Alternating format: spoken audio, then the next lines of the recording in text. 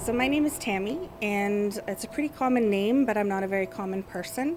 My whole journey, whether being my career, my life, my spirituality, everything has been riddled with rare things. I'm very unique. When I was a kid, I remember seeing what I found out to be was my spirit guide. And my spirit guide used to show me herself all the time. And when I was in public school, I went to the public health nurse and said to her that I was seeing this and nobody else could see it. So I thought I was going crazy. And she helped me really figure out that it wasn't a big deal. It wasn't hurting me, so it was okay.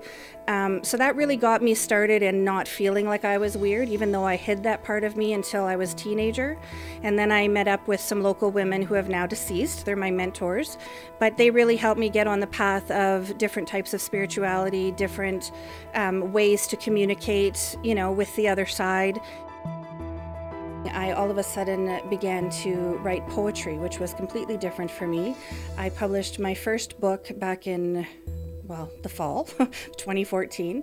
And my first book is full of poetry that I believe is very different than any other poetry book. And since the day I published it, I can't write another poem. So I guess it was only made for one book.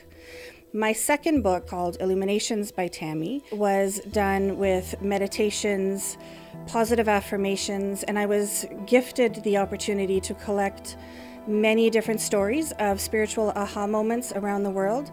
People have shared them with me, and because of that, I was able to include that in my book. So it's definitely one that's very uplifting and great for any spiritual path. Now, I also started painting out of the blue, never painted before in my life either, and that kind of changed.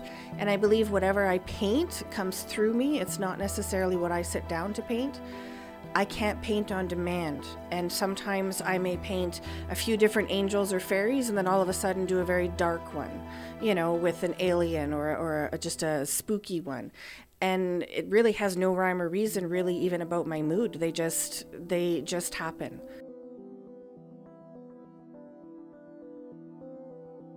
We do paranormal walks, but we also get into the home investigations. We're looking just for proof of something on the other side.